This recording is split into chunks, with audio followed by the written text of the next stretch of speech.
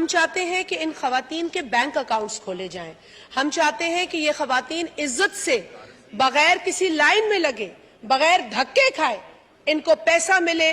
اور dynamic survey پہ ہماری ٹیم فل فلیج کام کر رہی ہے.